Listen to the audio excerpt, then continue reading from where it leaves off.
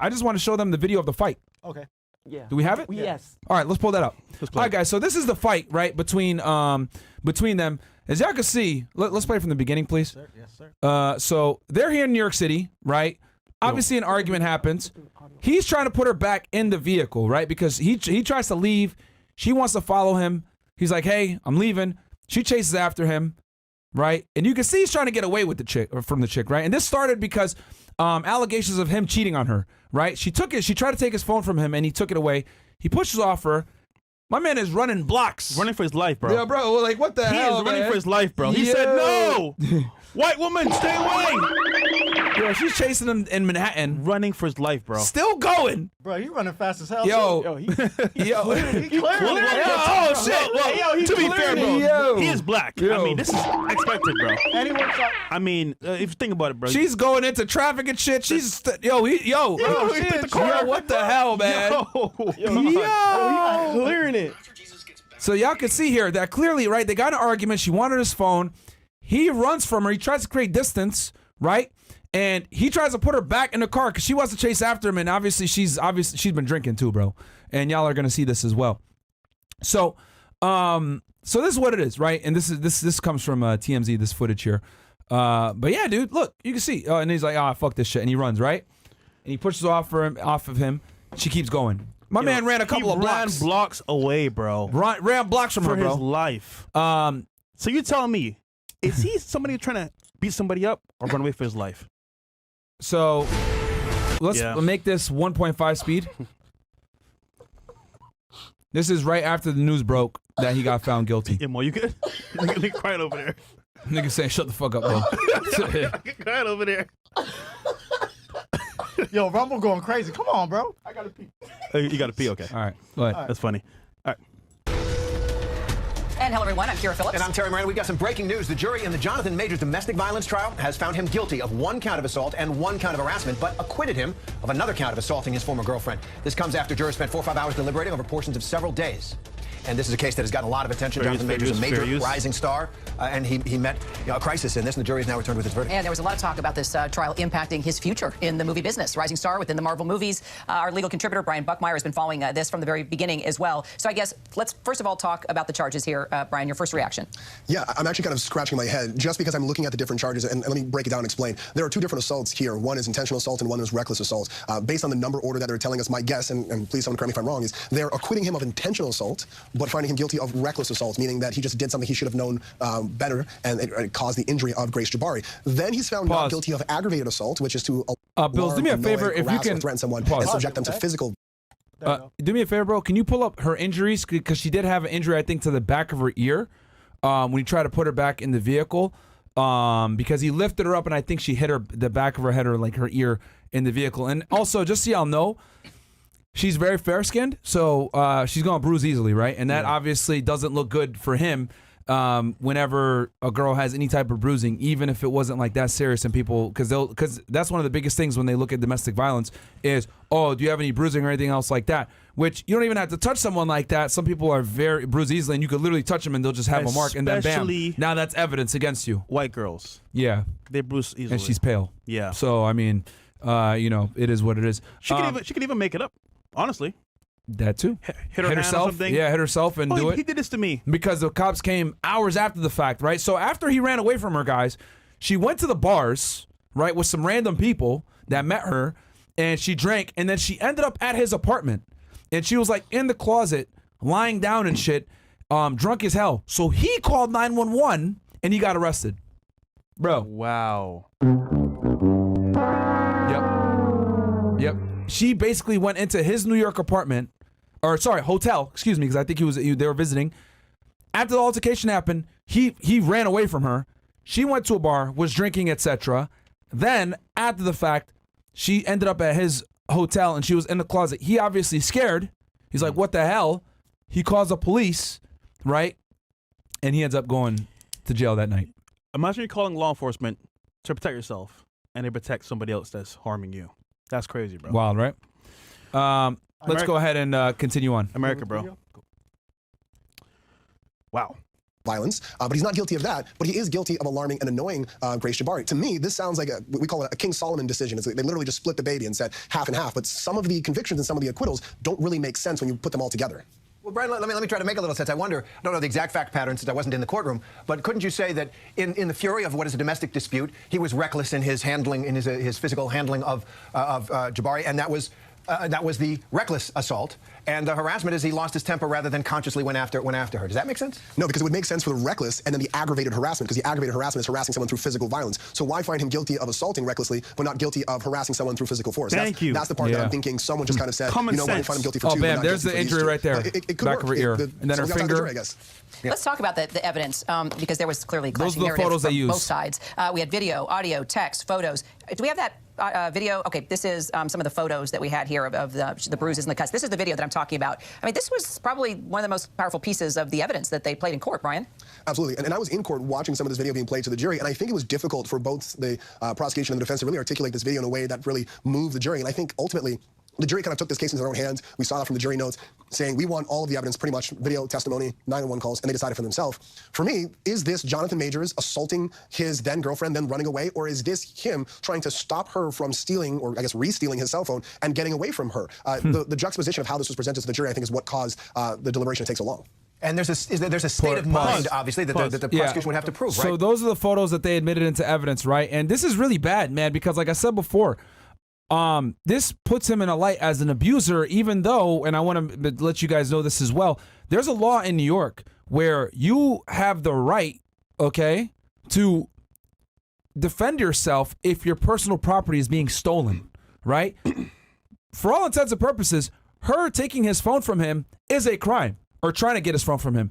And he has the ability, right, to defend himself and protect his property, which means using physical, physical, I guess, I don't want to say violence because it's not necessarily violence, but using his physicality to defend his property. He has the ability to do that according to New York law. But of course, it's a court of public opinion. They're going to go ahead. And it's interesting because I want you guys to see here how the Manhattan's DA's office painted this entire case. They brought in other information that had nothing to do with this particular argument to paint a picture of him as a controlling, abusive boyfriend. So we saw the skit, which is pretty funny on some level, but serious at the same time because look at it this way. You're in the car with your girl. You're in an Uber. You know, you're in their car driving, whatever. She sees your phone, assumes that you're texting somebody or maybe sees a photo of another girl. Yeah. And then gets violent with you in the car. What do? Obviously speaking, this is similar to what happened to Chris Brown with Rihanna, 6ix9ine his girl, and now Jonathan Majors and his girl. And it's kind of like, okay, whatever you do, can you actually win in a scenario because you can't defend yourself? Yep. Because you might damage her, you might bruise her, and then what's Kinda the like he grounds to did. like even like get away? He ran away, bro. Yeah. He ran away and wild. still got convicted. Yeah. That's crazy. Now, granted, I just want to make it very clear. These are misdemeanor charges, right? They're not that serious. He's probably not going to do no jail time for this stuff. They're lower level misdemeanor charges. But the stigma of being an abusive boyfriend or domestic violence, it never leaves you regardless of how frivolous the charges are. And him being convicted will make him look bad. I mean, at this point, he's been convicted of a crime of misdemeanor violence, domestic violence. He can't even get a gun anymore now. Because of the Lautenberg Act. Especially, I hate to bring this into race, but being a black man, they're gonna push that to the actual limit. Well, it sucks, bro. Yeah, that could be a part of it. I mean, she is a white chick too. I mean, white women I'm are telling you, definitely they get away with murder out here, bruh. Bro, to be honest, bro, not to be like in the weeds here, if she was black, you wouldn't see no bruises. Hey man, get in the fucking car, bro. I'm gone. You'll be fine, but hey man, that sucks, bro. Man. Sucks. I'm just saying, Mo. Yeah. I'm just saying, bro. Yo, man, that would have been funny. But yeah. Okay. Let's see here. Shaniqua.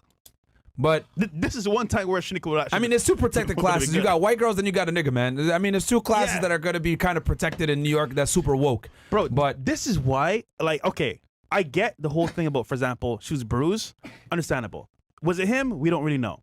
However, in this scenario here, bro, this is what I would have did. I would have started recording from my phone, everything that was happening, and run away.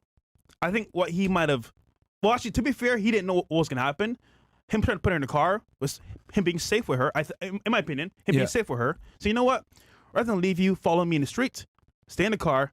I'm going away. Yeah. And we saw all the time on the show. Yeah. If a woman's hitting you or abusing you, Great walk distance. away. Yeah. That's what he did. Yeah. But in the jury's eyes, putting her in the car was assaulting her. Yeah. Isn't that crazy? Man, this is a crazy world, bro. Yep. Let's go back to it. So it's wild, bro. Yeah, but no, he definitely lost his Second Amendment rights now too, guys, because the Lauenberg Act, if you are convicted of a crime of domestic violence, yeah. And he lost brand deals too. Yep. Man, New York City's trash, bro. All right, let's keep going. And so here they are. She has seen the spark that triggered this fight was she saw what she thought was a message from another woman on his phone. So she was trying to grab the phone. He's trying to grab it back. They're probably at the peak of emotions and anger and mutual conflict at that point. And would the jury have factored that in? In other words, we've all been in fights with people we love, and so it's not the same as a more conscious. As Brian smiles, he's like, Yeah, so this is the difficult part for me, and this is where I was getting in trouble at home when I tried to break this down to my wife. What I didn't like about this defense is they didn't focus on what is called Penal Law 3525. It's the ability to use force to stop a larceny or theft or criminal mischief to damage your property. And I always go back to this. So he actually cited the law. Yes, and this is, I mean, every state's gonna have this. You have the ability to protect yourself when a crime is being committed afoot on you, right? Especially if a crime of larceny or robbery or whatever. And that's basically what she's doing. She's trying to take his property with force. That is the definition of robbery, my friends. You know, so, and that's the biggest thing with typically compared to larceny. Larceny is like just theft, right? When I worked in loss prevention, robbery is typically theft with with violence, and that's what she's doing. She's trying to take his personal property through physical force. That is robbery, my friends, and he has the ability to defend himself, and he actually cited the law. I think he said 25 or something like that of New York Penal Code. But yeah, dude, let's I wish we knew why she wanted to take his phone. Well, we know because a girl was texting him. She wanted to see. But she's probably seen that before, though. Why this time?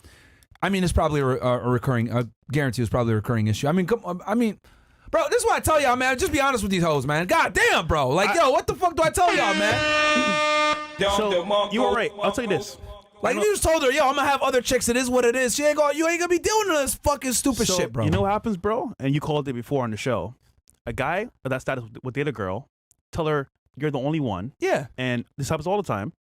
Now, mind you, she's of the opinion. And okay, she's mid as fuck too. So I'm not surprised. Hold on. He's mine. He ain't going nowhere. So I'm good. She has the big checks. Sees your lifestyle. I'm set for life. Then she sees, oh, texting other girls, liking the pictures on Instagram. Yeah. Oh, hell no, nigga. You're mine. So now, what do they do? Resort to violence or trickery or bribery. And what happens is, for the most part, we've seen it with Chris Brown, 6ix9ine, they start hitting niggas. Now, obviously speaking, as a guy, you get hit on, damn.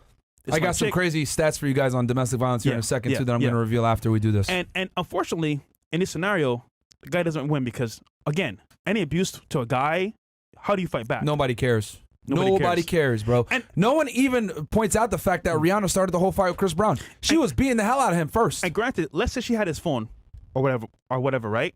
How do you combat that? You just grab it from her hand? She might get bruised. How do you even, like, get out of that scenario? It's tough because, I mean, we can say one thing right here on air, but, like, in that scenario, what do you really do? That's why I tell y'all, man, be honest with these girls, bro. Like, especially if you got shit to lose, like, just be honest about it. Like, yo, you're going to have multiple chicks or whatever. You avoid these headaches, right? Like, you sell the dream, that's fine. But when you sell that dream and the girl feels as though that dream might be taken away from them, they're going to do crazy shit like this, chase you down 5 blocks and try to start a fight with you and all this other shit. Like, crazy, bro. Crazy. Let's she saw the bag running away. She saw the bag running away real time. In real time. Yeah. She saw the bag doing like this. Yeah. The bag is running. Because she's a failed actress, just so y'all know. Coming after it. She's an absolutely failed actress, a fucking nobody. Yeah. You know what I mean? So for her, she's like, what the hell's going on? I got to go after this thing, man. He was in the movie, for real. Yeah, man. God damn. All right, let's keep running going. blocks away. So 35-25 is the ability to use force to stop a larceny. The Conqueror Kang running away. Analogy that I've said multiple times in ABC.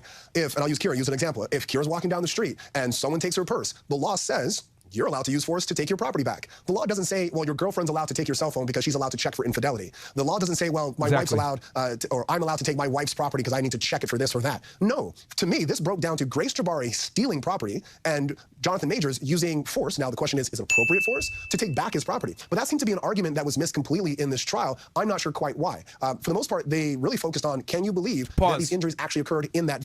I'll tell you guys why. And he also didn't take the stand, which is very important. You guys want to know why?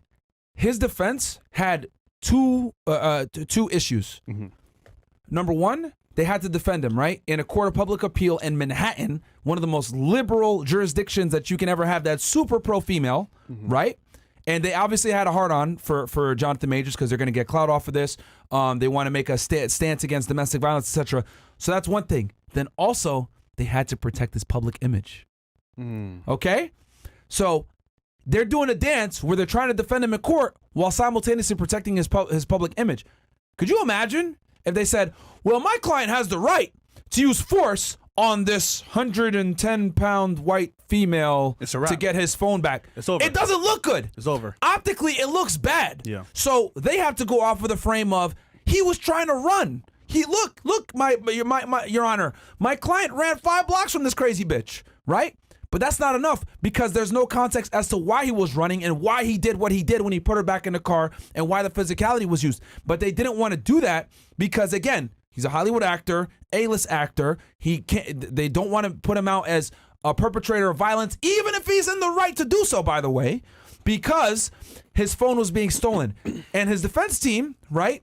I gotta say, like, they have a difficult situation because not only are they defending him, right, in a criminal court, but they're also defending him in the court of public appeal. Yeah. And he's an A-list celebrity. I want y'all to go back. I want y'all after this podcast take a chance. If you guys want to see how fucking controlled a lot of these actors are, watch Joe Rogan's podcast with The Rock. The Rock made 0 concrete stances on anything. Rogan talked more than The Rock. Now, with that said, I grew up watching WWE. I'm a fan of The Rock, but I lost a major amount of respect for him because he's controlled, bro. He's absolutely controlled. When you're an A-list celeb and you're doing big movies like this, etc., what you say, how you behave, your viewpoints, etc., you can't have that. You got to be in the middle or politically correct if you're going to err on one side. You got to be more woke than real. And that's what it is once you get to that level of fame and that level of Hollywood. And it sucks because I grew up watching this guy, you know, in the 90s and the early 2000s, laying the smackdown and saying all this crazy shit. He ain't like that no more. He can't. Hollywood controls you once you reach a certain level. And Jonathan Majors obviously is at that level now. Obviously he's at the beginning of it, but his legal team had a very difficult task. They can't sit there and say, well, my client has the right as a 220-pound plus African-American man who's in great shape, by the way. Watch him in Creed 3. Fucking huge, right? To use force against this 100-pound fucking woman. No, bro, it looks bad optically. Could we argue that he was concerned about her safety by putting her in the car? Could we argue that? They don't like how he did it. See, it's not what he did. It's how he did it. It's how he did it. How? Yeah. Bro, that's crazy. How do you win that? Yeah, you can't. That's what I'm trying to say.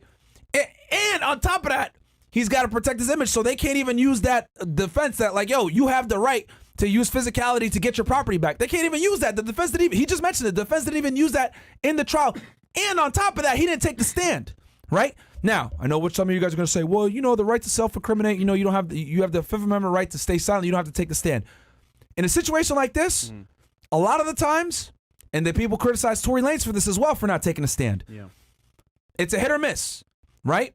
But the way he looked at it was, if he took the stand, it would have opened him up to them asking him questions on cross-examine about his relationship with his girl, what he tells his girl, etc. And you guys are going to see here that he wanted her to be, to have a certain image, not embarrass him in public, etc. Things that, like, I think are very plausible as an A-list celebrity guy. Like, your girl can't be doing certain shit, and they would have used that against him to paint him in the light of an abusive, controlling boyfriend. So I can see why he didn't take the stand. And then on top of that, that's a pure nightmare from him from an image standpoint. Again, guys, it's a two-pronged issue. He's not just trying to defend his freedom here. He's trying to defend his image. And as an A-list celebrity, you got to be squeaky clean, no real stances, nothing. Yeah. Watch The Rock's interview, and you guys are going to see exactly what I'm talking about. Nigga can't take an opinion on nothing, bro. On nothing. Dude, the moment they got the verdict for this case, bro, instantly what did Marvel do? Drop. Done. And these are 2 low-level misdemeanors, FYI. Yeah. They're not. They're bullshit misdemeanors. He ain't gonna do no jail time for this. But they dropped them because the image.